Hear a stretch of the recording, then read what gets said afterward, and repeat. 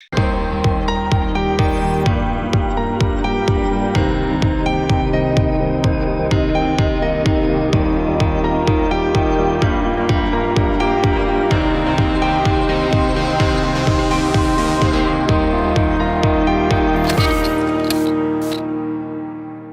Everyone, so welcome to our channel. So बच्चे लोग, हम लोग पढ़ रहे हैं क्लास 12 बिजनेस स्टडीज़ और इसके अंदर जस्ट लास्ट क्लास में ही हमने किए chapter number 2 principles of management के कुछ क्वेश्चंस।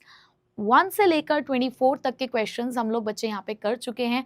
हमारी जो ये क्वेश्चन आंसर सीरीज़ है ये बहुत ही बेहतरीन तरीके से यहाँ पर चल रही है। तो अगर आज आप इस वीडियो को पहली बार देख रहे हैं तो डू सब्सक्राइब दिस चैनल, क्योंकि ये चैनल आपको बहुत ही अच्छा कंटेंट प्रोवाइड कर रहा है आपके बोर्ड एग्जाम्स के लिए, चाहे आप क्लास 11th में हो चाहे आप क्लास 12th में हो। अगर आप एक कॉमर्स स्टूडेंट है तो ये चैनल आपके लिए बहुत ही फ़ायदे का चैनल हो सकता है। ठीक है बच्चे, सो चलिए हम लोग अपने आगे के क्वेश्चन स्टार्ट करते हैं chapter number 2 principles of management के, जिसमें बहुत ही बढ़िया बढ़िया केस स्टडी अब हम लोग यहाँ पर डिस्कस करने वाले हैं। तो बेटा अब स्टार्ट हो रहे हैं हम लोगों के 4 मार्क्स के क्वेश्चन। तो let's start with our question number 25। तो पहले देख लेते हैं, बहुत लंबी चौड़ी हमारी केस स्टडी है और हमसे क्या पूछा जा रहा है पहले वो पढ़ लेते हैं। नीचे जाकर लिखा है, identify and explain the 3 principles of the management which Bittu Bania is applying for successful management of his dental care center। मतलब वो अपना एक डेंटल केयर सेंटर चलाते हैं, तो उसको चलाते हुए उन्होंने कुछ प्रिंसिपल्स ऑफ मैनेजमेंट यहाँ पर अप्लाई किए हैं। तो वो हमें यहाँ पे पहचानने हैं कि वो कौन से प्रिंसिपल्स ऑफ मैनेजमेंट है। ठीक है, so let's read the question. Bittu Bania and Bitti Sharma both are qualified as a dentist and a good friends. दोनों ने एक साथ डेंटिस्ट का जो पेपर था वो क्वालिफाई किया, डेंटिस्ट की डिग्री हासिल करी और बहुत ही अच्छे दोस्त हैं दोनों। After obtaining a certificate of practice they decided to pursue a career of their own choice. तो अपनी डिग्री लेने के बाद अब उन लोगों ने डिसाइड किया कि अपना अपना करियर स्टार्ट करते हैं। Bittu Baniya starts a dental care centre in the city whereas Bitti Sharma joins a government hospital. जहाँ पर एक ने अपना खुद का डेंटिस्ट का जो अपना प्राइवेट क्लिनिक था वो ओपन किया, तो दूसरा बिट्टी शर्मा ने क्या किया, गवर्नमेंट हॉस्पिटल को ज्वाइन कर लिया। They meet after a long time in a party, और बहुत दिनों से मिले नहीं थे, तो अचानक से एक दिन एक पार्टी में दोनों जो हैं उनकी मुलाकात होती है पुराने दोस्तों की। So Bittu Baniya invites Bitti Sharma to visit his dental care centre. She accept his invitation. तो उसने कहा कि आइए किसी दिन हमारे डेंटल केयर सेंटर पे थोड़ी बैठेंगे, बातचीत करेंगे। तो उसने कहा ठीक है, मैं जरूर आऊंगी। She observed that at his clinic that there is a fixed place for everything and everyone and the tools and equipments are lying in the organized manner। तो घुसते ही, अब लेडीज लोग का क्या होता है ना, उनको हर चीज़ें ऑर्गेनाइज चाहिए होती हैं। तो जब वो देखते हैं किसी भी जगह पर एंटर करते हैं ना, तो उनको हर चीज़ ना बिल्कुल प्रॉपर चाहिए होता है कि अपनी अपनी जगह पर हो। तो हमारी नज़र भी किसी जगह पर जाकर उन्हीं चीज़ों पे पड़ती है कि क्या सब चीज़ें और सब लोग अपने अपना काम कर रहे हो और अपनी अपनी जगह पर सारा सामान हो। तो बिल्कुल घुसते ही उस डेंटल क्लिनिक में बिट्टी शर्मा ने भी यही देखा कि there is a fixed place for everything and everyone and tools and equipments are lying in an organised manner. तो उन्होंने देखा और इम्प्रेस हो रही थी वो इस बात से कि सभी चीजें और सभी लोग अपनी अपनी जगह पर काम करते हैं। बट ये हमने क्यों अंडरलाइन किया है, हमारा इससे क्या लेना देना है? क्यों लेना देना नहीं है भाई? ये है ना एक हमारा प्रिंसिपल। बताओ कौन सा प्रिंसिपल कहता है कि सभी लोगों की एक अपनी एक जगह होनी चाहिए, सभी चीजें और सभी लोग अपनी अपनी जगह पर काम कर रहे हों? ऐसा आपने कौन से प्रिंसिपल में पढ़ा है? Yes, the principle of order, जहां पर हम दो तरीके के ऑर्डर की बात करते हैं, material order and social order. Material order मतलब सभी सामान अपनी जगह पर हो, सोशल ऑर्डर मतलब ह्यूमन रिसोर्सेज भी अपनी अपनी जगह पर हो। तो बेटा जी एक तो आपको मिल गया, ठीक है, एक प्रिंसिपल आपने आइडेंटिफाई कर लिया है। आगे चलते हैं थोड़ा सा और लेट्स सी कि और दो प्रिंसिपल्स कौन कौन से हैं। Also, Bittu Bania always tend to replace I with we while having a conversation with the staff member। उसने दूसरी और प्रभावित वाली एक और चीज हुई जिसने उसको प्रभावित किया कि बिट्टू बनिया जी हैं वो इतने बढ़िया इंसान है कि जब भी वो अपने स्टाफ से बात करते हैं तो वो कभी भी ये नहीं कहते कि मैं कर रहा हूँ, ये सारे काम मैंने करे हैं, ये सब कुछ मैं ही करता हूँ। नहीं, हम करते हैं। मतलब देखो कितना अपनापन देता है वो अपने ऑर्गेनाइजेशन के लोगों को कि अपनी हर कॉन्वर्जेशन में आई को रिप्लेस करता है वी से। कितने बढ़िया तरीके से अपना मान रहा है सबको, बिलोंगिंगनेस की फीलिंग दे रहा है, म्यूचुअल ट्रस्ट है, टीम स्पिरिट दिखा रहा है। भैया बता दो, इतना सब कुछ तो बोल दिया मैंने तुम्हें, बताओ बताओ कौन सा प्रिंसिपल है ये आई और वी को रिप्लेसमेंट करने वाला? याद आया? Aspirate, Spirit D corps. तो लो जी, आपको दूसरा प्रिंसिपल भी यहां पर मिल गया। चलो जी आगे चलें अब जरा। Next, later on Bittu Bania also shares with her that he always deals with the lazy staff sternly to send the message that everyone is equal in his eyes। भाई बहुत बढ़िया बंदा है ये तो, बिट्टी शर्मा का तो दिल आ जाएगा बिट्टू बनिया पे। क्यों? क्योंकि वो कहता है कि मैं यहाँ पर बहुत अच्छे तरीके से अपने पूरे स्टाफ के साथ डील करता हूँ और अपने लेजी स्टाफ को भी जो है मैं यहाँ पर सुधारता हूँ, और ये दिखाने के लिए कि देखो भाई तुम लेजी हो, कुछ हार्ड वर्किंग है ना, लेकिन मेरी नजरों में सभी एक समान है। जो अच्छा काम करेगा उसको भी मैं अच्छे से प्यार से बात करता हूँ, जो थोड़े से शैतान वाले स्टाफ मेंबर्स हैं उनके साथ भी मैं अच्छे से रहता हूँ। बस हाँ, मैं उन्हें समझा देता हूँ कि देखो ऐसे काम नहीं चलेगा। क्यों? क्योंकि मेरी नजरों में सारा मेरा जो स्टाफ है वो सेम है, सभी लोग समान है, सेम है, इक्वल है मेरे लिए। तो बेटा यहाँ पर वो कौन से प्रिंसिपल की बात कर रहा है? वो बात कर रहा है इक्विटी। तो आपने यहाँ पे 3 प्रिंसिपल अपने आइडेंटिफाई कर लिए। एक प्रिंसिपल हमने यहाँ से पहचाना जो कि था हमारा ऑर्डर, दूसरा प्रिंसिपल हमारा एस्पिरिट डी कॉर्प्स, और तीसरा प्रिंसिपल हमारा इक्विटी। ठीक है जी, मिल गए आपको तीनों के तीनों प्रिंसिपल। आइडेंटिफाई भी करने हैं, एक्सप्लेन भी करने हैं। ठीक है, खैर लाइंस तो कोट नहीं करनी थी, बट आपको यहाँ से पता चल गया है। ठीक है, चलो आगे चलते हैं नेक्स्ट प्रिंसिपल्स की तरफ, मतलब नेक्स्ट क्वेश्चंस की तरफ। पूछेंगे तो प्रिंसिपल ही ज्यादातर। चलो देखो यहाँ पर भी क्या है, identify and explain the principle of management and technique of scientific management. Principle भी है और टेक्निक भी है इस क्वेश्चन के अंदर। So let's find out. अब देखो जी यहाँ पे कौन है, टिंकू टाइकॉन, टाइकून, मतलब इतने बड़े बिजनेसमैन है यहाँ पर टिंकू नाम के। कौन है वो? मैनेजिंग डायरेक्टर है किसी इलेक्ट्रॉनिक गुड्स कंपनी में, मैन्युफैक्चर करती है कंपनी, और has been experiencing year to year increase in revenues and net profit. और लगातार उनके बिजनेस के जो रेवेन्यूज हैं वो बढ़ते ही चले जा रहे हैं। इसका मतलब बहुत बढ़िया कंपनी है भाई। आगे देखें, आगे क्या बात हो रही है। The reason was that he ensured competition is replaced by the corporation. He ensured competition is replaced by the corporation.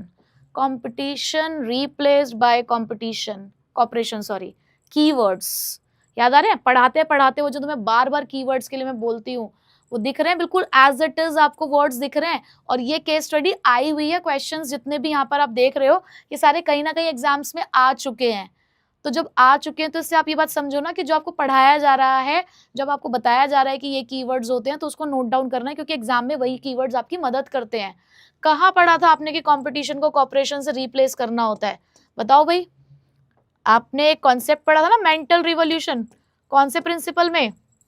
Harmony not Discord. Scientific principle था हमारा हार्मनी नॉट डिस्कॉर्ड, जिसमें हमने ये पढ़ा कि हमें कंपटीशन को हटाना है, कॉर्पोरेशन को लेकर आना है मेंटल रिवॉल्यूशन के थ्रू। ठीक है। Tinku tycoon has always been receptive towards the constructive employees. और वही है कि वो बहुत ज्यादा अपने जो एम्प्लॉयज थे जो कंस्ट्रक्टिव थे उनकी तरफ पूरा ध्यान देता था, उनके सजेशंस की तरफ। देखो भाई यहाँ पर भी एक बात हो रही है, एक बात यहाँ पर भी हो रही है। देखो जरा, Tinku tycoon has always been receptive, मतलब वो ध्यान देता था कि जितने भी हमारे एम्प्लॉयज अपना सजेशन दे रहे हैं हमें उन सजेशंस को सुनना है। बेटा हमें उन सजेशंस को सुनना है, सजेशंस को सुनना है। He emphasized that on worker training, he felt that efficient workers shall produce more. So he decided to reward the worker by paying them higher pay as compared to the inefficient one. अब बेटा यहाँ पे suggestions की भी बात आ गई है। Suggestion वाला प्रिंसिपल हमारे फ्योल साहब का भी था, इनिशिएटिव, तो ये भी आपको दिख रहा है। अच्छा, अब यहाँ पर ना एक चीज और ध्यान रखो कि आपने कंफ्यूज नहीं होना है। मैंने आपको एक बात समझाई थी कि जब भी आपको वर्ड सजेशन दिखे तो आपने यहाँ पर इनिशिएटिव का प्रिंसिपल लगाना है। ठीक है, बट बेटा ये इनिशिएटिव का जो प्रिंसिपल है ये किसका प्रिंसिपल है? ये फ्योल का प्रिंसिपल है। अब कहीं ना कहीं तुम देख रहे हो कि जब हमने आइडेंटिफिकेशन स्टार्ट किया तो हमें वहां पे जो हार्मनी नॉट डिस्कॉर्ड मिला है वो टेलर का प्रिंसिपल मिला है। ठीक है, और टेक्निक भी आपने टेलर की ही पढ़ी है। तो दैट मीन्स ये जो क्वेश्चन है ये पूरी तरीके से किसको रेफर करता है? टेलर के प्रिंसिपल, टेलर की टेक्निक। और सजेशन वाली बात हमने हार्मनी नॉट डिस्कॉर्ड में भी पढ़ी है। जब मैं पढ़ा रही थी तब मैंने बोला था कि देखो सजेशन वाली बात, फ्योल वाली ही बात यहाँ भी अप्लाई होती है। वहां पर भी मैंने ये प्रिंसिपल लिख के दिखाया था कि देखो हमने फ्योल के इनिशिएटिव में भी ये पढ़ा था और ये टेलर साहब भी इसी बात को कहते हैं। तो मिक्स मत करना, आपको एक ही प्रिंसिपल आइडेंटिफाई करना था, तो जो आपने पहले आइडेंटिफाई कर लिया कॉपरेशन वाला कि कंपटीशन को रिप्लेस करना है कॉपरेशन से हार्मनी नॉट डिस्कॉर्ड के थ्रू, तो वही प्रिंसिपल आपको यहाँ पे लिखना है, इनिशिएटिव वाला नहीं लिखना। ठीक है भाई, इनिशिएटिव आपको नहीं लिखना है। और अच्छा अब ये बता दो टेक्निक कौन सी दिखाई दे रही है, प्रिंसिपल तो हार्मनी नॉट डिस्कॉर्ड है, टेक्निक कौन सी है, he decided to reward workers by paying them higher pay as compared to the inefficient one, यानी कि जो जैसा काम करेगा उसको वैसा ही पैसा मिलेगा, अलग अलग लोगों के लिए अलग अलग वेज रेट है। तो डिफरेंशियल पीस वेज सिस्टम। भाई सबको क्वेश्चन आंसर सीरीज अटेंड करने के रूल्स पता है ना? क्या रूल्स होते हैं कि मैम से पहले हम आंसर लिखेंगे, अगर हमने आइडेंटिफाई कर लिया है तो हम आंसर लिखते चले जाएंगे, लास्ट में अपना इवैल्यूएशन करेंगे, मार्क्स बताएंगे मैम को। और बेटा अटेंडेंस नहीं आ रही है आजकल, आजकल बहुत कम बच्चे हैं जो अटेंडेंस दे रहे हैं। क्या बात, अगर मैं बोलूंगी नहीं तो आप अटेंडेंस दोगे भी नहीं? डेली जैसे क्लास स्टार्ट होती है आपको फटाफट से कमेंट में अपनी अटेंडेंस लगानी है कि मैम हमारा नाम ये है, हम इस स्टेट से हैं और हम रेगुलर आपकी क्लास अटेंड कर रहे हैं। चलिए ठीक है बेटा, ये बहुत जरूरी है। अब क्वेश्चन नंबर 27 की तरफ अगर हम चलें तो लेट्स सी कि हमें क्या पूछा गया है। पूछा है state and explain the principle of management which company wants to modify to meet the changing environment, कि इन्वायरमेंट की रिक्वायरमेंट के अकॉर्डिंग कंपनी को मॉडिफाई करना है अपना प्रिंसिपल ऑफ मैनेजमेंट।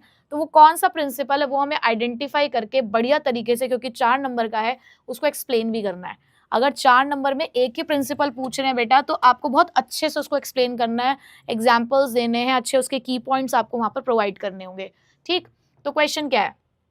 क्वेश्चन है पप्पू से, पप्पू बता रहा है, देखो जरा पप्पू क्या कहता है। Pappu is engage in manufacturing and distribution of the home appliances since 1987। Okay, it has a good name in the market as a company is producing good quality appliances. बहुत अच्छा नाम है उनका मार्केट के अंदर, क्यों? क्योंकि वो अच्छे क्वालिटी के अप्लायंसेस प्रोवाइड करते हैं। It has separate departments for manufacturing, finance, sales, maintenance service and technical services to achieve the specialization। अब यहाँ से कुछ कुछ देखा दिखा सा दिख रहा है कि यहाँ पर उन्होंने बोला कि सेपरेट डिपार्टमेंट है मैन्युफैक्चरिंग के, फाइनेंस के, सेल्स के, मेंटेनेंस के, सर्विस के, टेक्निकल सर्विस के, ताकि हमें क्या मिल जाए? स्पेशलाइजेशन। अब बच्चा जैसे ही इसको देखेगा तुरंत स्पेशलाइजेशन देख के, सेपरेट डिपार्टमेंट देख के उसके माइंड में पहला प्रिंसिपल जो टकराया उसका नाम क्या है? Division of work. ये देखते ही बच्चे के माइंड में पहला प्रिंसिपल टकराया, डिवीजन ऑफ वर्क। बेटा ये कॉमन मिस्टेक्स है जो मैं आपको बता रही हूँ, जो बच्चे अक्सर करते हैं। ठीक है, और मेरा काम यही है कि आपको हर एक पॉइंट पे ये समझाना कि कहाँ आप मिस्टेक कर सकते हो और कहाँ आपको उस चीज को ठीक करते हुए चलना है। ठीक है, तो यहाँ पर आपने पहचान लिया डिवीजन ऑफ वर्क। चलो ठीक है, अभी मैं आपको कुछ नहीं कहती हूँ, आपने पहचान लिया, अच्छी बात है। आगे चलते हैं।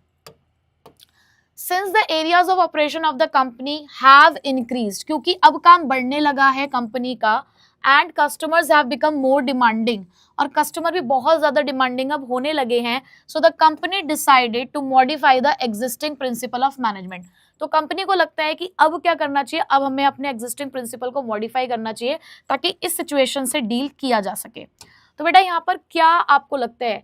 अब बच्चे ने सोचा कि एक ही प्रिंसिपल आइडेंटिफाई करना था, डिवीजन ऑफ वर्क हमने आइडेंटिफाई कर लिया, बट आप देखो आपसे क्वेश्चन में क्या पूछा है। उन्होंने आपसे पूछा है वो कौन सा प्रिंसिपल है जो आप यहाँ पे अप्लाई करोगे अपनी चेंजिंग रिक्वायरमेंट को पूरा करने के लिए। ये तो आप अप्लाई कर रहे हो, और डिवीजन ऑफ वर्क में ऐसा क्या चेंज करोगे? ऑलरेडी आप काम को बांट रहे हो स्पेशलाइजेशन के अकॉर्डिंग, आपने डिपार्टमेंट तो एटलीस्ट बना ही रखे हैं। अब यहाँ पर आपको ये समझाना है उसे कि ये जो आपको दिख रहा है कि भाई इस तरीके की सिचुएशन चल रही है, तो इसको कैसे निपटा जा सकता है, इससे किस तरीके से अपनी रिक्वायरमेंट को आप यहाँ पर पूरा करने के लिए एक प्रिंसिपल यहाँ पर अप्लाई कर सकते हो। बताओ भाई कौन सा प्रिंसिपल आएगा यहाँ पे? बताइए बताइए, जल्दी बताइए। बेटा यहाँ पर आप लोग अप्लाई करेंगे सेंट्रलाइजेशन एंड डिसेंट्रलाइजेशन, यानी कि कहीं ना कहीं ऑर्गेनाइजेशन में जो डिसीजन मेकिंग है वो डिसीजन मेकिंग होगा वो हो सकता है डिपार्टमेंट्स के हाथों में हो। ठीक है, यानी कि जो टॉप लेवल अथॉरिटीज़ हैं, हमारी हाईएस्ट लेवल ऑफ अथॉरिटीज़ हैं, उनके हाथ में डिसीजन मेकिंग है। तो हमें यहाँ पर अब कहीं ना कहीं क्या अप्लाई करना होगा, डिसेंट्रलाइजेशन यहाँ पर हमें अप्लाई करना होगा। तो सेंट्रलाइजेशन से डिसेंट्रलाइजेशन की तरफ हमें जाना है ताकि हम अपने एग्जिस्टिंग ऑपरेशंस को मॉडिफाई कर सकें। कहीं ना कहीं हमें जो अथॉरिटी है, जो पावर है, उसको शेयर यहाँ पर करना पड़ेगा। तो ये है वो प्रिंसिपल जो आप यहाँ पर एक्सप्लेन करेंगे बहुत ही अच्छे तरीके से। ठीक है जी, चलिए आगे चलते हैं विद आवर क्वेश्चन नंबर 28। और क्वेश्चन नंबर 28 किस चीज के बारे में पूछता है, name and explain the incentive bonus plan that Monu में implement so as to differentiate between efficient and inefficient worker। Madam पढ़ो मत क्वेश्चन, पढ़ो ही मत question.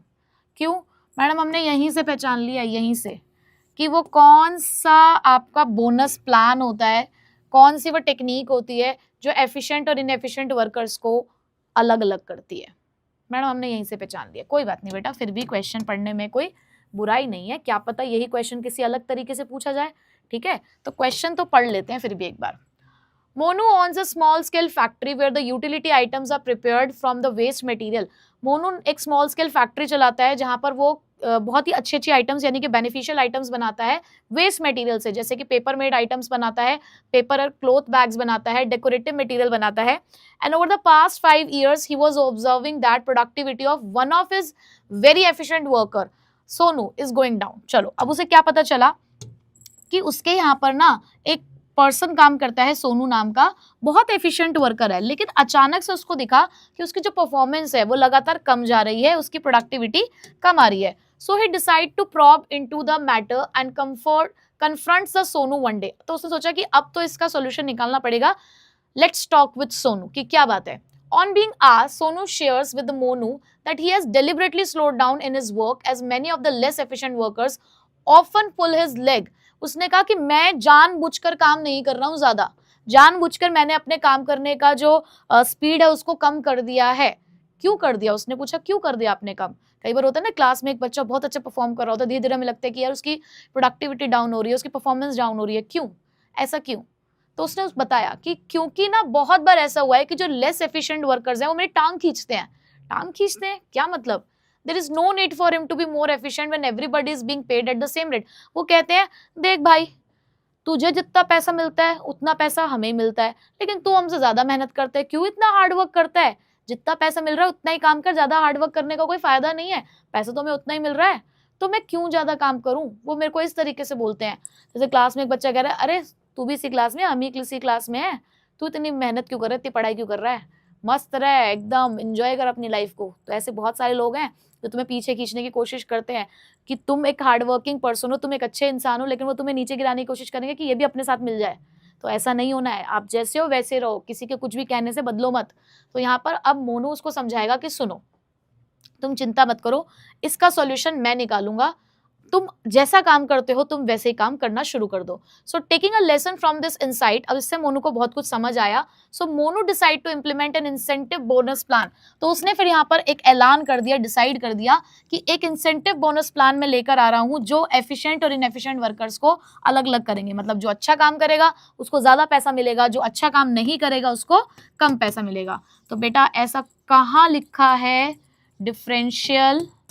Differential piece veg system, बहुत इंपॉर्टेंट टेक्निक है ये, बहुत बार पूछी जाती है। डिफरेंशियल पीस वेज सिस्टम आपका एक ऐसा इंसेंटिव प्लान है जो उसने लॉन्च किया जिससे एफिशिएंट और इनएफिशिएंट वर्कर्स को अलग अलग किया जा सकता है। ठीक है, तो 4 नंबर का क्वेश्चन है, बहुत अच्छे से एक्सप्लेन करना है with the help of examples, numerical example देके।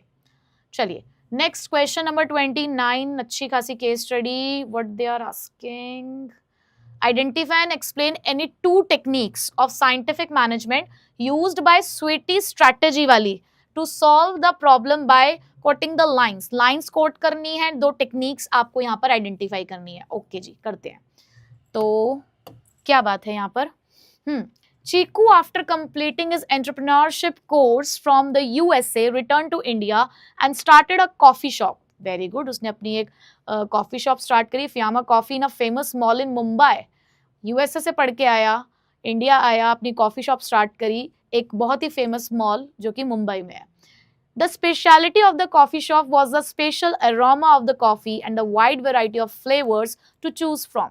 जो स्पेशलिटी तो जो कह सकते हो जो यूएसपी थी उनकी कॉफी की वो ये कि जो स्पेशल एरोमा था कॉफी का और बहुत जो अलग अलग वेराइटीज ऑफ फ्लेवर्स वो लोग ऑफर करते हैं, इस वजह से बहुत से कस्टमर उनके पास आते थे। Somehow the business was neither profitable nor popular। हालांकि जो बिजनेस था वो ना तो बहुत ज्यादा प्रॉफिटेबल था और ना ही बहुत ज्यादा पॉपुलर था। तो अब यहाँ पर उसने एक डिसीजन लिया। So Chiku was keen to find out the reason. तो उसको जानना था कि यार इतना अच्छा काम मैं कर रहा हूँ, उसके बाद भी मेरा बिजनेस ना तो प्रॉफिटेबल हो पा रहा है ना ही पॉपुलर हो पा रहा है, इतनी अलग चीज में प्रोवाइड कर रहा हूँ। तो यहाँ पर उसने क्या किया, he appointed the Sweety strategy वाली। अब इसके लिए कोई तो बढ़िया इंसान चाहिए था, तो उसने एक समझदार स्वीटी स्ट्रैटेजी वाली एक एमबीए को यहाँ पर उसने अपॉइंट किया। And she has done her MBA from a reputed management institute as a manager to find out the causes of the business not doing well। तो उसने बहुत ही reputed institute से मैनेजमेंट का कोर्स किया, तो उसने उसको एज अ मैनेजर रखा ये पता लगाने के लिए कि मेरा बिजनेस क्यों अच्छा नहीं चल रहा। So Sweety strategy took a feedback from the clients. उसने फीडबैक लेना शुरू किया and find out that though they love the special unique aroma of the coffee but were not happy with the long waiting time being taken to process the order. उसने कहा कि जो customer है वो खुश है, स्पेशल एरोमा जो हम प्रोवाइड कर रहे हैं अपनी कॉफी के थ्रू वो उससे खुश हैं, बट वो किस बात से परेशान है कि बहुत लंबा चौड़ा एक वेटिंग टाइम होता है कि हमने अभी ऑर्डर प्लेस किया, उसके प्रोसेसिंग में बहुत लंबा चौड़ा टाइम लग रहा है, उनको बहुत वेट करना पड़ता है। So she analysed and there were many unnecessary obstruction which could be eliminated. तो उसे देखा, एनालाइज किया कि बहुत सारी ऐसी रुकावटें हैं इन सब चीजों के बीच में जिसको हम हटा सकते हैं। So she fixed a standard time for processing the order. उसने एक स्टैंडर्ड टाइम सेट किया ऑर्डर को प्रोसेस करने के लिए, standard time to process the order. आप बताएंगे मुझे कि टेक्निक कौन सी है, मैं लास्ट में दोनों टेक्निक एक साथ बताऊंगी, ठीक है बच्चे। मैंने लेकिन आपके लिए लाइन अंडरलाइन कर दी है। उसके बाद आगे लिखा है she also realise that there were many flavours whose demand was not enough. उसके अलावा उसने ये भी देखा कि तुम बहुत सारे फ्लेवर्स जो है, बहुत सारे वैरायटीज ऑफ फ्लेवर्स ऑर्डर करते हो, लेकिन कुछ फ्लेवर्स ऐसे हैं जिसकी डिमांड ही नहीं है, कोई नहीं पूछता उन्हें, इक्का दुक्का कोई कस्टमर उसे ले लेता है तो ले लेता है, अदरवाइज नहीं, मेजॉरिटी ऑफ कस्टमर्स को डिमांड नहीं करते हैं। So she also decided to discontinue the sale of such flavours. तो उसने कहा एक काम करो, बंद कर दो ऐसे फ्लेवर्स जो बहुत ज्यादा डिमांड में नहीं है। As a result within a short period Sweety strategy वाली was able to attract the customer. और ये सब चीजें देखने के बाद, ये सब चीजें ठीक करने के बाद उसने देखा कि अब कस्टमर जो है वो आने शुरू हो गए हैं। चलिए अब मुझे आप बताइए कि आपको कौन सी यहाँ पर दो टेक्निक्स हैं जो दिखी हैं। प्रोसेसिंग द ऑर्डर के लिए स्टैंडर्ड टाइम फिक्स करना, और उसके अलावा यहाँ पर डिसकंटिन्यू करा है हमने कुछ फ्लेवर्स को। तो बेटा वो दो टेक्निक कौन सी हैं, एक हो गई आपकी टाइम स्टडी, क्योंकि आप एक एवरेज टाइम जो है वो डिसाइड कर रहे हो to perform your particular task, as well as यहाँ पर आपको सिंप्लीफिकेशन ऑफ वर्क, ये वाली टेक्निक भी आपको यहाँ पर दिखी होगी। मतलब आपका स्टैंडर्डाइजेशन एंड सिंप्लीफिकेशन, ये हमने जो टेक्निक पढ़ी थी, तो यहाँ पर आपने क्योंकि अननेसेसरी डाइवर्सिटी हटाई, तो बेटा कौन सी टेक्निक थी, सिंप्लीफिकेशन। लाइंस में आपके सामने अंडरलाइन कर चुकी हूँ, आइडेंटिफाई हमने कर लिया है। चलिए जी, 4 नंबर का आखिरी question, identify and explain the feature of principles of management highlighted above. एक तो आपको फीचर बताना है, and identify and explain the principle of Fayol highlighted above. Feature plus Fayol principle, ये हमें आइडेंटिफाई करना है, ठीक है। क्वेश्चन तो बहुत ही छोटू सा है, देखें जरा। Fayol in one of his principle insist that employees deserve the fair and just wages और सैलरी। फ्यूल ने अपने किसी प्रिंसिपल में कहा है कि हर किसी एम्प्लॉय को जस्ट और फेयर वेजेस मिलनी चाहिए, but what is just and fair is determined by the multiple factor. But just और फेयर को वो अलग अलग फैक्टर से डिस्क्राइब करते हैं। कैसे, क्या कहते हैं, वो कहते हैं what is just and fair is determined by multiple factors such as contribution of the employee, paying capacity of the employer and also the prevailing wage rate for the occupation under the consideration। उन्होंने कहा कि just और fair का मतलब क्या है कि एक एम्प्लॉय कितना कंट्रीब्यूट करता है उसके हिसाब से हम पे दे रहे हैं, कंपनी की पेइंग कैपेसिटी क्या है उसके हिसाब से पे दिया जा रहा है, और इस टाइम पे फिलहाल वेज रेट क्या चल रहा है उसके हिसाब से भी हम लोग यहाँ पर जस्ट और फेयर वेजेस डिसाइड करते हैं। The crux of this question to identify the principle is just and fair. Just and fair wages, ये आपने कहाँ पढ़े हैं? Just and equitable, just and fair, कहाँ पढ़ा है बेटा आपने? कौन सा प्रिंसिपल बहुत क्लियरली आइडेंटिफाई कर पा रहे हो? दे दिया आंसर, शाबाश। आंसर क्या है? Remuneration of employees, remuneration of employees. चलो जी, प्रिंसिपल तो पहचान लिया। मैडम पूरा क्वेश्चन पढ़ा, फीचर तो नहीं नजर आ रहा कोई सा भी। मैडम फीचर की तो एक भी लाइन नहीं दिखी हमें, बिल्कुल भी नहीं दिखी फीचर की एक भी लाइन। जरा बेटा दोबारा से अपना जो ध्यान है वो आप एक बार डालिए जरा क्वेश्चन की तरफ। क्या आपको यहाँ पे फीचर से रिलेटेड कुछ भी नहीं दिख रहा है? बताओ। चलो ऊपर की लाइन में को समझ आ रही है कि जस्ट और फेयर वेजेस के बारे में बात हो रही है, तो ढूंढो फीचर्स क्या थे आपके। अंडर ग्रेजुएट बॉयज कॉलेज की कैंटीन में फ्रूटी और फेंटा पीने गए, universal validity, general guidelines, contingent, cause and effect relationship, formed by practice and experimentation and flexible।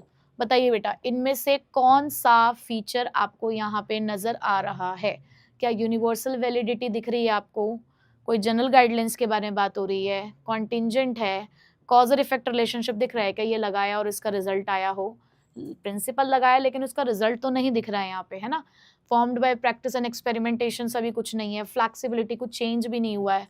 बताओ बेटा यहाँ पर ये एक वर्ड है प्रिवेलिंग। देखो प्रिवेलिंग याद करो, जब मैं आपको कॉन्टिंजेंट पढ़ा रही थी तब मैंने वहां पे बार बार फोकस किया था कि बेटा ये prevailing situation, prevailing situation, prevailing situation, इस पे ध्यान देना। तो देखो पूरे पैराग्राफ में सिर्फ एक यही वर्ड है जो फीचर को डिस्क्राइब कर रहा है कि कौन सा फीचर यहाँ पे हाईलाइटेड है, कॉन्टिंजेंट। तो बेटा कहीं ना कहीं अब क्वेश्चंस को करने के बाद आपको मैम की बात समझ आ रही होगी कि मैम जो थोड़ा सा फोकस्ड करके बार बार एक ही चीज़ों पे स्ट्रेस करती है। भले ही समय लगता है, हमारे लेक्चर्स बड़े बड़े होते हैं, बट स्टिल जो हम वहाँ पर समझ रहे हैं वो हमें केस स्टडी क्रैक करने में बहुत हेल्प कर रहे हैं। तो बेटा इस तरीके से ही आप आइडेंटिफाई करोगे। 80% पेपर नॉर्मल हर तरीके का बच्चा अटेंड कर लेता है जो ठीक है स्टडी कर रहा है, फटाफट वाली स्टडी कर रहा है, बट 20% पेपर बेटा ऐसा होता है जिसको वही बच्चा क्रैक करता है जो डीपली स्टडी करते हैं, जो हर चीज को एक टाइम पे यानी कि पहली बारी में बारीकी से पढ़ते हैं। कि ठीक है समय लगेगा लेकिन अभी फिलहाल हम एक एक चीज पढ़ते हुए जाएंगे। रिवीजन मोड में तो हम बहुत बार आएंगे पूरे साल में, फटाफट वाला सीन तो हमें बहुत बार करने को मिलेगा, लेकिन डिटेल में करने का मौका हमें सिर्फ अभी मिल रहा है, उसके बाद नहीं मिलने वाला, पहली बारी में मिलता है वो। तो 20% पेपर भी हमें क्रैक करना है, इसलिए भैया हम तो 80 में से 80 की तैयारी कर रहे हैं, तो हम पढ़ेंगे आराम से। ठीक है, तो प्रिवेलिंग तो यहाँ पे दो आपको कौन कौन से मिल गए, फीचर मिल गया कॉन्टिंजेंट और प्रिंसिपल मिल गया रेम्यूनरेशन ऑफ एम्प्लॉयज। चलो अब आपने यहाँ पर 4 नंबर के 6 क्वेश्चन सॉल्व कर दिए हैं, यानी कि 24 नंबर तक का काम आपने कर लिया है। फटाफट से बताओ अब इसमें तुम्हारे कितने क्वेश्चंस करेक्ट थे और कितने नंबर तुमने हासिल करे हैं। ठीक है, फटाफट से कमेंट में लिख दो, तब तक मैं चली क्वेश्चन नंबर 31 की तरफ। ठीक है, उसमें तुम्हारा भेजा फ्राई होने वाला है। चलो देखो जरा क्वेश्चन क्या है, लिख दिया सबने, very good. Identify and explain the principle discussed above by quoting the line. Identify भी करोगे, एक्सप्लेन भी करोगे, लाइन्स भी कोट करोगे। ठीक, चलो देखते हैं क्या है हमारा क्वेश्चन। तो बेटा क्वेश्चन क्या है, क्वेश्चन में लिखा भेजा fry innovations limited have never given any importance to employ suggestion. लो जी, भेजा ही फ्राई है, इनका तो क्या ही समझेंगे। भेजा फ्राई इनोवेशन बिल्कुल भी एम्प्लॉयज के सजेशन को जो है इंपॉर्टेंस नहीं देते, and all the employees of the company consider themselves superior to the others. और हर कोई अपने आप को बहुत कुछ समझ रहा है, अपने आप को सुपीरियर समझता है एक दूसरे से। They neither help anybody nor get help from anybody. ना तो वो एक दूसरे की मदद करते हैं, ना ही वो किसी से मदद लेते हैं, ना ही किसी को मदद देते हैं। मतलब आपसी मेलजोल ही नहीं है इनके बीच में, किसी भी तरीके का प्यार वाली भावना ही नहीं है इन लोगों के बीच में, है ना, कोई अपनापन ही नहीं है। So last year mister Guddu growth master, अरे वाह, अभी मैंने नहीं बताया आपको कौन सा प्रिंसिपल है, सिर्फ मैं अंडरलाइन करूं जो चीज मुझे थोड़ी सी कनेक्ट करती हुई लग रही है कि हमें फ्योल जी ने कुछ समझाया है, टेलर साहब ने भी कुछ समझाया है, तो उनकी कुछ बातों को सोचते हुए मैंने अंडरलाइन कर दी हैं चीजें। अभी आगे और पढ़ते हैं। Mr. Guddu Growth Master was appointed as a chief manager of the company, and he was an MBA from IIM Ahmedabad and also the 7-year experience of the same post. Very good यार, क्या बात है। Mr. Guddu Growth Master नाम ही उसका ऐसा है क्योंकि MBA किया है IIM से, 7 साल का एक्सपीरियंस है। Very good. Immediately after taking the charge, he decided to deal with both the problems. अब उसे दो प्रॉब्लम्स दिखी. क्या थी वो प्रॉब्लम? एक तो एम्प्लॉय का सजेशन नहीं लिया जा रहा, दूसरा लोगों के बीच में आपसी मेलजोल ही नहीं है, प्यार की भावना नहीं है, बिलोंगिंगनेस नहीं है. ठीक है. He convened the meeting of all the employees and said, उसने एक मीटिंग रखी और सबसे कुछ बातें बोली. क्या बातें बोली? All the employees are free to give suggestion. उसने कहा कि सारे employees अपना अपना suggestion दे सकते हैं, and besides the one who gives the best suggestion will be rewarded.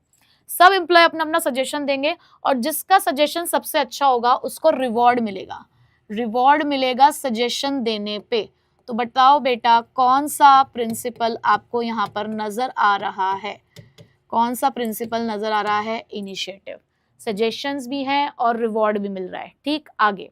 In addition he advise them to discard the ego. Ego छोड़ दो and extend help in each other's work. We will have to give it shape of the movement. So those who participated in the movement will be promoted at the earliest. तो उसने कहा कि ego छोड़ो, एक दूसरे की मदद करो और हमें अपने इसको एक मूवमेंट बनाना है, इसको आंदोलन की तरह लेकर चलना है और जो इस आंदोलन में पार्टिसिपेट करेगा उसको प्रमोशन जल्द से जल्द यहाँ पर मिलेगा. तो उससे वो बन गया अच्छा लीडर, गुड्डू ग्रोथ मास्टर. तो दूसरा किस चीज से था कि दूसरे इन लोगों के बीच में किस चीज की कमी थी बेटा? दूसरा इन लोगों के बीच में कमी थी म्यूचुअल ट्रस्ट की, बिलोंगिंगनेस की, टीम स्पिरिट की. तो यहाँ पर हमें समझ में आया Spirit D corps. Spirit D corps ये है. यहाँ पर समझ आया? दोनों प्रिंसिपल्स आपको बहुत अच्छे तरीके से यहाँ पर एक्सप्लेन करने हैं. ठीक, लाइंस भी कोट करनी है. देखो लाइंस भी कोट करनी है, आइडेंटिफाई भी करना है, एक्सप्लेन भी करना है. तो बहुत अच्छे से ये काम करना है. ठीक है, चलो आगे चलते हैं. Question number 32. अब क्वेश्चन नंबर 32 भी अच्छा खासा क्वेश्चन दिख रहा है मुझे. अब लेट्स सी कि क्या है. क्वेश्चन है identify and explain 3 principles of management being violated और फॉलोड. अच्छा ठीक है, एक चीज ध्यान रखनी है कि अब जब यहाँ पर आप आइडेंटिफाई करेंगे, एक्सप्लेन करेंगे प्रिंसिपल, तो हो सकता है कोई प्रिंसिपल वायलेट हो रहा हो सकता है कोई प्रिंसिपल फॉलो हो रहा हो. तो वो हमें आइडेंटिफाई करना है और कहीं ना कहीं हमें लाइन्स भी कोट यहाँ पर करनी है. ठीक है जी, चलो चलें अब आगे क्वेश्चन नंबर 32 की तरफ. तो बेटा क्वेश्चन नंबर 32 है Bossy Bites private limited. Bossy Bite private limited is a company that runs a chain of popular fast food restaurant. Fast food restaurant है. Mister Kunal the regional manager enjoys giving order but often escapes when it's time to take the accountability. बड़ा नालायक है Kunal. Regional manager है, बहुत enjoy करता है जब order लेता है, लेकिन जब अकाउंटेबिलिटी की बात आती है, जवाबदेही की बात आती है, तो पीछे हट जाता है. वाह. Employees are frequently blamed for the mistake that didn't make. और पता है एम्प्लॉयज को जो गलती उन्होंने नहीं भी करी उसके लिए भी ब्लेम किया जाता है. ये तो बहुत गलत बात है. In one of the outlet, an employee named Rishi refused to work overtime during a rush hour because he had already planned a weekend outing. अब क्या हुआ कि एक ऋषि नाम का एम्प्लॉय था, ऑलरेडी उसे लगा था कि छुट्टियां आ रही हैं, तो छुट्टी आ रही है तो घूमने चलेंगे, तो उसने अपने आउटिंग का एक प्लान बना लिया. बट अचानक से कंपनी ने उसको ओवर टाइम करने के लिए कहा क्योंकि उस टाइम पे काम का बहुत बर्डन था. तो ऋषि ने रिफ्यूज कर दिया कि सॉरी मैं तो नहीं कर पाऊंगा क्योंकि मुझे तो आउटिंग पे जाना है. So the branch manager tried to convince them that the company's urgent requirement must come before the personal interest.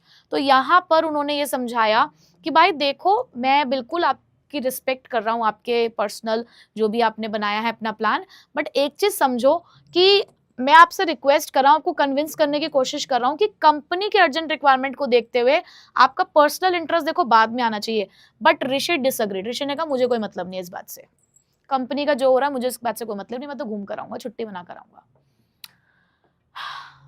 Company को भूल गए, कंपनी को नीड थी, रश आवर चल रहा था, डिमांड अच्छी खासी आ रही थी, इस टाइम पे कंपनी को फायदे होने के बहुत सारे चांसेस हैं. बट एक एम्प्लॉय अकेला होकर खड़ा है कि नहीं भाई तुम्हारी कंपनी का कुछ भी होता रहे, मुझे मतलब नहीं है, मैं अपने पर्सनल इंटरेस्ट की तरफ जाऊंगा. तो ऐसा कौन सा प्रिंसिपल है जो ये कहता है कि हमेशा हमें जनरल इंटरेस्ट की तरफ जाना चाहिए, ऑर्गेनाइजेशनल इंटरेस्ट को प्रायोरिटी देनी चाहिए, कहीं ना कहीं अपने इंडिविजुअल इंटरेस्ट, पर्सनल इंटरेस्ट को छोड़ देना चाहिए? आया याद? मुझे पता है तुम्हें याद आ रहा है बेटा. ये था subordination of individual interest, subordination of individual interest to general interest, subordination of individual interest to general interest. पहचान लिया एक प्रिंसिपल। देखो इस तरीके से भी आपको क्वेश्चन पूछा जा सकता है, तो देखो कैसे कैसे आपको ढूंढने पड़ते हैं प्रिंसिपल। ठीक है, चलो आगे चलते हैं। आगे किस बारे में बात हो रही है? आगे लिखा है meanwhile due to a customer complaint a kitchen staff member wanted to directly inform the head office manager skipping the assistant and branch manager level।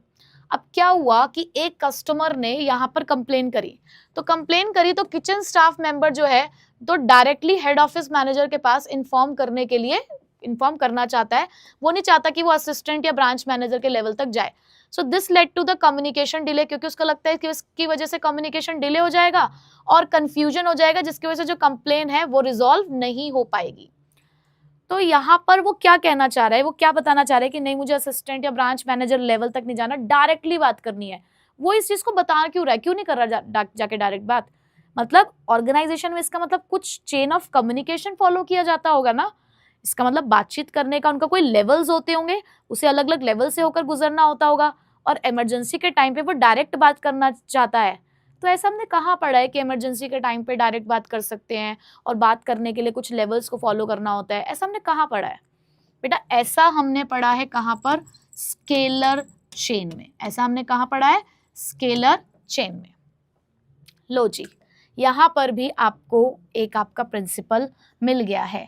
तो बेटा बताइए, दो प्रिंसिपल तो हमने अभी यहाँ पर लिख दिए पहचान के, ऊपर से भी हमें कुछ ना कुछ यहाँ से समझ आ रहा होगा क्योंकि 3 प्रिंसिपल बताने हैं। तो तीसरा प्रिंसिपल बताओ बेटा, कौन सा आपको नजर आ रहा है कि यहाँ पर जो नहीं फॉलो होता हुआ आपको दिखा? यहाँ से तो हमने बाकी के 2 प्रिंसिपल्स देख लिए हैं, ठीक। अब यहाँ बताओ, आप देखो यहाँ से बताओ। Bossy Bites Limited is a company that runs a chain of popular fast food restaurant, and Mr. Kunal, the regional manager, enjoys giving order but often escapes when it's time to take accountability. Employees are frequently blamed for the mistake which they didn't make. बताओ बेटा, कौन सा नजर आ रहा है आपको इसके अंदर प्रिंसिपल? कि यहाँ पर मिस्टर कुणाल रीजनल मैनेजर है, अथॉरिटी है उसके हाथ में, अथॉरिटी लेना चाहता है लेकिन रिस्पॉन्सिबिलिटी नहीं लेना चाहता उतनी, और एम्प्लॉयज को बिना मतलब में ब्लेम किया जाता है, यानी कि जो गलतियां उन्होंने नहीं भी करी उसके लिए भी उनको ब्लेम कर रहा है। वो क्यों? अथॉरिटी का मिसयूज कर रहा है क्या? तो बेटा कौन सा प्रिंसिपल है यहाँ पर? Authority and responsibility.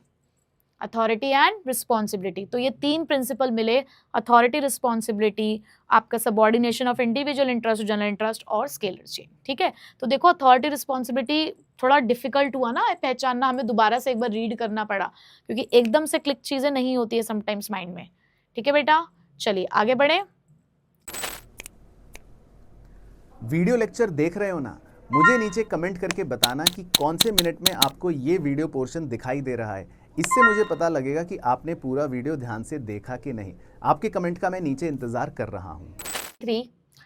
Let's see कि क्वेश्चन नंबर 33 में हमें करना क्या है। क्वेश्चन नंबर 33 है, explain the principle and techniques scientific management followed by the production manager in the above case.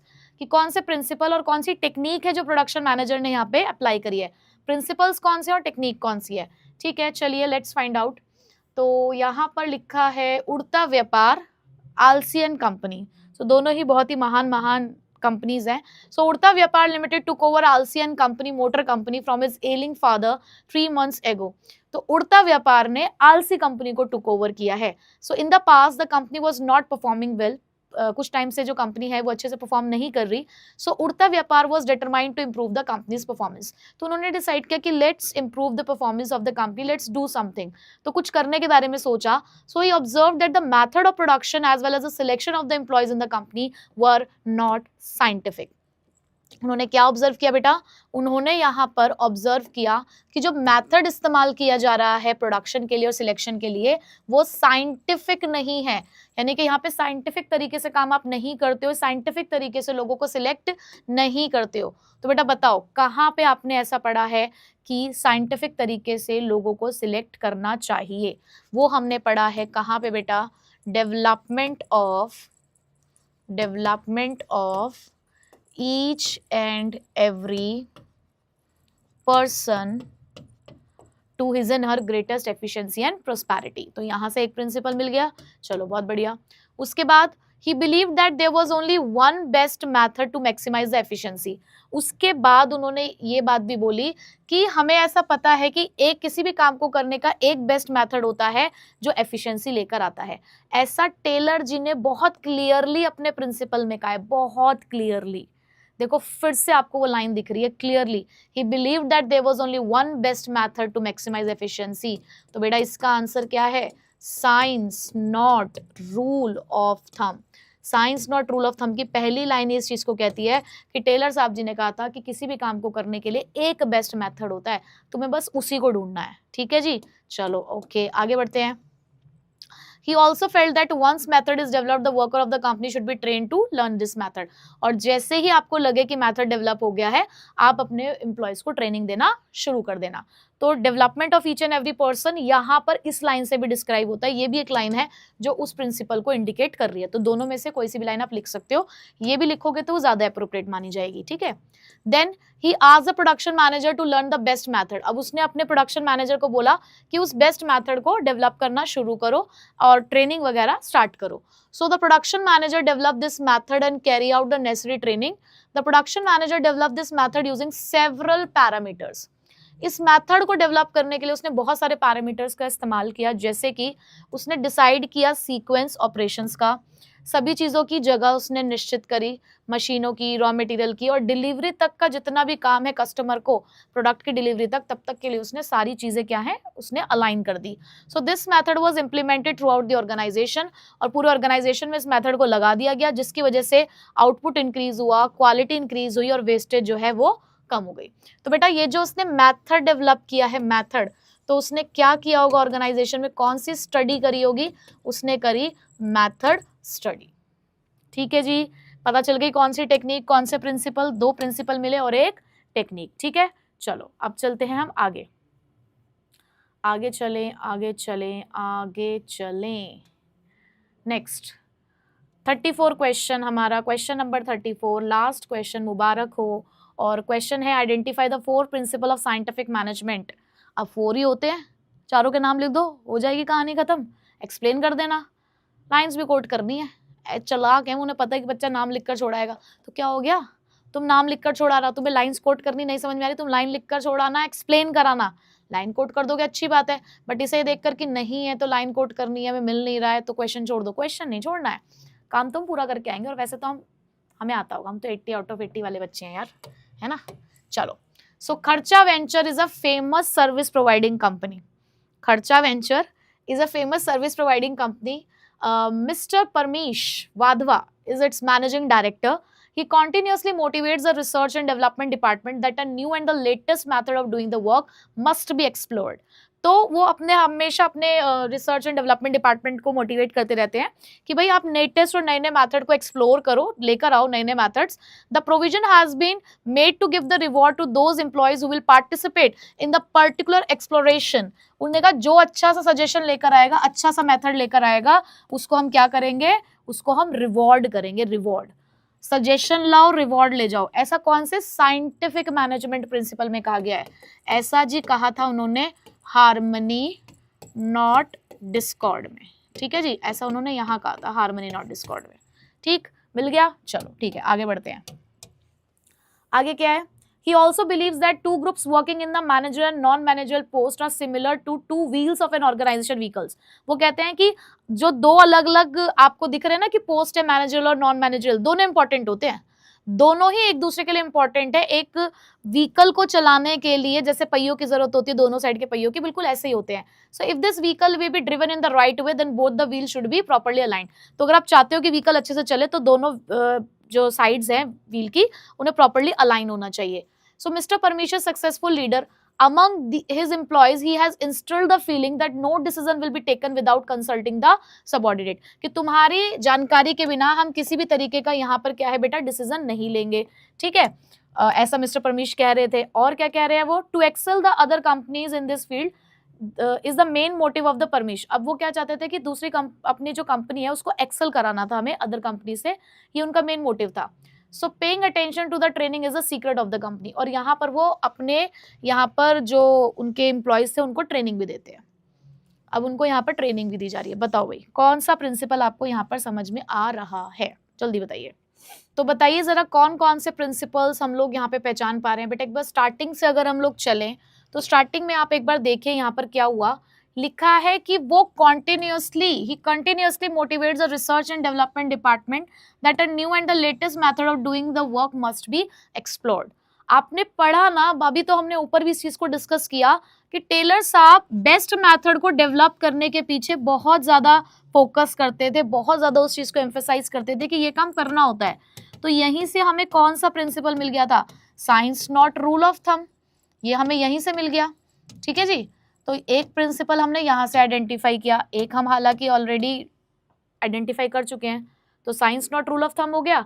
उसके बाद रिवॉर्ड मिलेगा ये सब, और ये जो उन्होंने ये लाइन भी बोली ये भी आपका कहीं ना कहीं हार्मनी नॉट डिस्कॉर्ड को ही इंडिकेट करता है कि जो दो व्हील है उनको अलाइन होना चाहिए आपस में एक साथ। ठीक है, तो हार्मनी नॉट डिस्कॉर्ड भी हमें यहाँ पर मिल चुका है। अब तीसरा प्रिंसिपल हमें कहाँ से मिलेगा बेटा, जब उन्होंने यहाँ पर आपसे एक बात बोली that no decision will be taken without consulting the subordinate. ये वाली लाइंस भी आपको कहीं ना कहीं जब आप पढ़ रहे थे तो आपको देखने को मिली थी, और मैंने बोला था कि कहीं ना कहीं कंफ्यूजन आता है हार्मनी और कॉपरेशन वाले में। तो यहाँ से बेटा जब टीम वर्क की बात होती है, टीम रिलेशनशिप बिल्डअप की बात होती है, तो वहां कॉपरेशन नॉट इंडिविजुअलिज्म है कि हम आपको अलग लेकर नहीं चल रहे। हम अगर कंपनी में कोई भी डिसीजन लेंगे तो हम आपसे पूछेंगे, हम अब एक टीम है हम, और टीम का मतलब क्या होता है, सबके साथ सारी बातें डिस्कस होनी चाहिए, तो हम आपको लेकर चलेंगे साथ में, इसलिए कॉपरेशन नॉट इंडिविजुअलिज्म आपको यहाँ पर मिल गया। ठीक, उसके बाद ट्रेनिंग की बात हो रही है, ट्रेनिंग मतलब साइंटिफिक तरीके से काम करेंगे, ट्रेनिंग तो साइंटिफिक तरीका ही है ना, साइंटिफिक तरीके से काम करेंगे और ज्यादा से ज्यादा ट्रेनिंग कराकर अपनी कंपनी को सक्सेसफुल बनाएंगे। क्यों, क्योंकि हम यहाँ पर ट्रेनिंग के थ्रू क्या चाहते हैं बेटा, हम ट्रेनिंग के थ्रू चाहते हैं डेवलपमेंट किसका, of each and every person to his and her greatest efficiency and prosperity. ठीक है, तो चारों के चारों प्रिंसिपल्स मैंने आपको यहाँ पे बताया कि कहाँ थे। अब आपको एक चीज मुझे पता है, कुछ बच्चों को फील हो रही होगी कि मैम साइंटिफिक मैनेजमेंट थोड़ा सा लगता है आइडेंटिफाई करने में टाइम, बट हाँ फ्योल के प्रिंसिपल्स बिल्कुल आइडेंटिफाई हो रहे हैं। बट साइंटिफिक के लिए भी क्यों बच्चे, मैंने भी वहां पर आपसे ये बोला कि एनसीईआरटी को हम फॉलो कर रहे हैं, क्योंकि कहीं ना कहीं वो जो एनसीईआरटी के पॉइंट्स है, जो लाइन है, वो आपको डायरेक्टली देखने को मिल रही है। मोर ओवर देखो कंसेप्चुअल क्लैरिटी भी जरूरी है, जरूरी नहीं कि हर जगह लाइन से दिख रही है, कई जगह कॉन्सेप्ट भी दिख रहा है। अब जैसे कि यहाँ पे ट्रेनिंग की बात हुई है, और कहीं ना कहीं रिसर्च एंड डेवलपमेंट में बेस्ट मेथड इवॉल्व करने की बात हो रही है, अपने एम्प्लॉयज को साथ लेकर चलने के बारे में बात हो रही है, वो एग्जाम्पल भी दे रहे हैं कि मैनेजरल नॉन मैनेजरल स्टाफ को एक साथ मिलकर चलना चाहिए, अलाइन करना चाहिए, तो हार्मनी दिखा रहा है ये। तो जब आप उस टॉपिक को बहुत डीपली स्टडी करके उसको अंडरस्टैंड करोगे, तभी आप कॉन्सेप्ट क्लैरिटी की तरफ बढ़ोगे, और ऐसी जो केस स्टडीज हैं आप उनको सॉल्व कर पाओगे। कहीं ना कहीं क्वेश्चन नंबर 34 के अंदर से आपको ढूंढना थोड़ा सा लगा होगा, और वो वही बच्चा फटाफट से ढूंढ पा रहा होगा जिसकी कॉन्सेप्चुअल क्लैरिटी है, जिन्होंने उस चारों प्रिंसिपल को रटा नहीं है, बिल्कुल समझा है डीपली, उसका जो मीनिंग है आप उसको समझे हो, तो आप इसको क्रैक कर पाओगे। ठीक है, तो बेटा यहाँ आप लोगों ने 6 मार्क्स के अभी मेरे साथ कितने क्वेश्चन सॉल्व किए, 6 मार्क्स के आपने 4 क्वेश्चन सॉल्व किए, 24, और टोटल हम लोग 80 नंबर का पेपर अपना सॉल्व कर चुके हैं। तो बताइए बेटा 80 में से अब चैप्टर नंबर 2 में आपके कितने मार्क्स आए हैं। जैसे चैप्टर नंबर 1 में काफी बच्चों ने मुझे बताया, ऐसे मुझे चैप्टर नंबर 2 में भी जानना है आप लोगों से कि कितने मार्क्स आए। और बताइए आज के क्वेश्चंस यानी कि चैप्टर नंबर 2 के क्वेश्चंस आप लोगों को कैसे लगे, मजा आया या नहीं आया, और क्या ये क्वेश्चन आंसर सीरीज आपकी मदद कर रही है या नहीं कर रही है, आपके यूटीज, आपके जो भी टेस्ट वगैरह इस टाइम पे चल रहे हैं, इन सबको क्लियर करने में। तो बेटा बिल्कुल ये फीडबैक मुझे आपसे चाहिए, एक मोटिवेशन है, आप मेरे लिए, हम आपके लिए ही यहाँ पर हैं, तो आप जितना हमें फीडबैक देंगे उतना ही हमारे लिए अच्छा होगा। और जो भी बच्चों के डाउट्स हैं वो मैं कमेंट्स में पढ़ती रहती हूँ, और अपनी क्लास में वो कहीं ना कहीं बताती रहती हूँ। और बहुत सारे बच्चे वन शॉट्स पे जाने की बात करते हैं, but I am so sorry कि इस टाइम पे वन शॉट्स मैं नहीं दे पाऊंगी आपको। मैं अभी अपने बच्चों को डिटेल में पढ़ाना चाहती हूँ। मैं चाहती हूँ कि वो जो 20 मार्क्स का पेपर है, जो 20% पेपर टफ आने वाला है, वो मेरा बच्चा आसानी से क्रैक कर जाए। तो मुझे तो उनको डिटेल में पढ़ाना है फिलहाल। ठीक है, दूसरी बात नोट्स की, तो बेटा नोट्स आप लोगों को मैं बता ही चुकी हूँ, बताती आ रही हूँ, और बल्कि डेली हर क्लास के अंदर, कि आप प्लीज़ हमारी RKG ऐप डाउनलोड कीजिए, अपना बैच कोड हमें भेजिए, वहाँ से हमारा बैच ज्वाइन करिए, फ्री बैच, जहाँ पर आपको नोट्स भी जो हैं चैप्टर वाइज, जैसे ही हमारा एक चैप्टर कंप्लीट होता है तो वहाँ पर नोट्स अवेलेबल हो जाते हैं, ठीक है।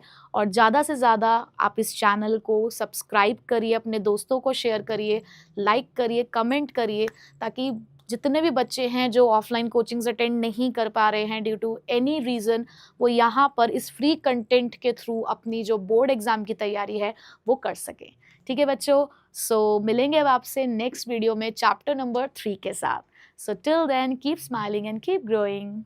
Thank you thank you thank you so much इस लेक्चर को पूरा ध्यान से देखने के लिए। आई होप आपको ये पूरा वीडियो लेक्चर बहुत अच्छे से समझ आया होगा। मुझे कमेंट करके ज़रूर बताना कि क्या ये वीडियो लेक्चर आपको अच्छे से समझ आया, और अगर आपके मन में कोई भी डाउट है इस वीडियो के अंदर तो प्लीज़ मुझे कमेंट करना, मैं पूरी कोशिश करूँगा आपके रिप्लाई करने की। हमारे चैनल को सब्सक्राइब ज़रूर कर लेना, और यहाँ पर जो प्लेलिस्ट्स आ रही हैं उन्हें अच्छे से फॉलो करना, इसमें आपकी कंप्लीट प्रिपरेशन हो जाएगी।